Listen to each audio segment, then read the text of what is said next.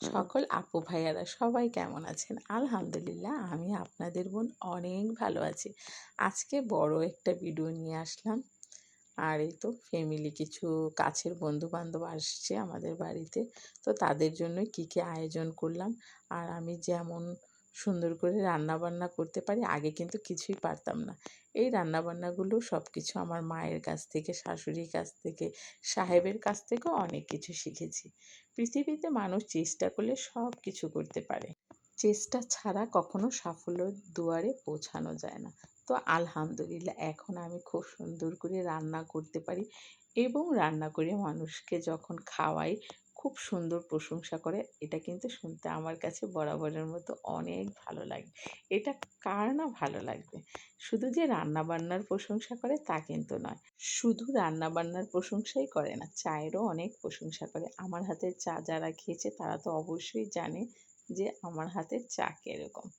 তো আলহামদুলিল্লাহ এই গুণ দুটো পেয়েছি আমার ২ মায়ের কাছ থেকে এবং সাহেবের কাছ থেকে। আমি যে কোনো খাবার যেখানেই খাই না কেন খুব তৃপ্তি সহকারে খেতে পছন্দ করি এবং ভালোবাসি। ওই খাবারটা যদি আমার ভালো লাগে টেস্টটা, তো আমি চেষ্টা করি নিজে ঠিক ওই একই রকম করে রান্না করতে। আর কৌতূহলটা খুবই বেশি থাকে। আর আমার রান্নাবান্না খেয়ে কেউ প্রশংসা করবে। আর সবচাইতে বেশি ভালো লাগে মানুষের রুহুর দোয়া। যে কোনো মানুষকে কিন্তু অল্পেতে খুশি করা যায় না।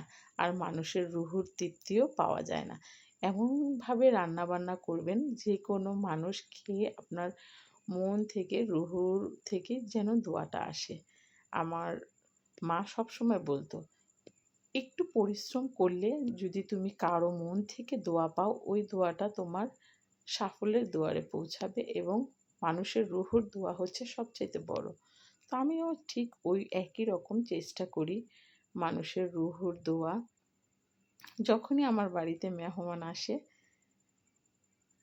যেটাই বানাই না কেন আলহামদুলিল্লাহ সবাই খেয়ে কিন্তু খুবই প্রশংসা করে। আর এই তো রান্না করতে কিন্তু আমার কাছে তেমন বিরক্তও লাগে না। আলহামদুলিল্লাহ রান্নাবান্না করতে আমার কাছে খুবই ভালো লাগে। আর খুব ভালো করে সময় নিয়ে রান্নাবান্না করি। আর রান্নাবান্না করতে করতে কীভাবে যে সময়টা চলে যায় আমি নিজেও টের পাই না।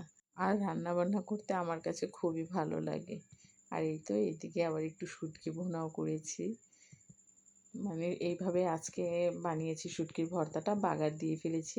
কারণ পাটায় বাটতে একটু টাইম লাগবে। আর যেহেতু মেহমান আর অনেক রান্না ছিল। আর বাচ্চাদের জন্য মুরগিও ফ্রাই করেছি। যেহেতু ওমানি মুরগিগুলো ঝাল, আবার অনেক বাচ্চা খেতে চায় না। ডিম ভুনা করলাম। মানে অনেক কিছুই যতটুকু সাধ্যে ছিল আলহামদুলিল্লাহ খুব সুন্দর করে রান্নাবান্না করেছি এবং চেষ্টা করেছি তারা যেন খেয়ে তৃপ্তিসহ ভালো লাগে এবং মন থেকে দোয়া করে। মানুষের মনের দোয়াটা হচ্ছে সবচাইতে বড়। আর এই তো এখন কিন্তু খুব সুন্দর করে রান্নাবান্না করতে পারি। রান্নাবান্না করলে এখন কিন্তু আর আগের মতো চুলাও নষ্ট হয় না। আগে রান্না করতে গেলে কত যে হাত পুড়তাম, চুলা নষ্ট হতো। আর এই তো আমি নিজের জন্য খাবার নিলাম। কী খাবার? মাছ ফ্রাই নিয়েছি আর গরুর গোশত। মুরগিটা খেতে একদমই ইচ্ছে করছিল না। তো আলহামদুলিল্লাহ এই ২ পদ দিয়ে খেলেই আমার মনে হয় ভালো লাগবে। তো কারণ অনেক কাজ করার পরে কিন্তু খাবারের প্রতি এত একটা হয় না, একটু অনীহাই হয়। তো এই তো আমরা কিন্তু যেমন করে সুন্দর করে রান্নাবান্না করেছি, আবার এই তো নিজের জন্য খুব সুন্দর করে প্লেটটা সাজিয়ে নিয়েছি। শুধু মেহমান খেলে তো হবে না, নিজেকেও একটু মেহমানের মতো খেতে হবে। তো সবাই ভালো থাকবেন, সুস্থ থাকবেন, আমাদের জন্য দোয়া করবেন, আমরাও দোয়া করি আপনারা সবাই ভালো থাকেন। আর রান্নাবান্না করতে নিলে খুব সকাল সকালই রান্নাবান্নার আয়োজন করতে হবে, নয়তো কিন্তু রান্নাবান্না পিছনেই পড়ে থাকবে।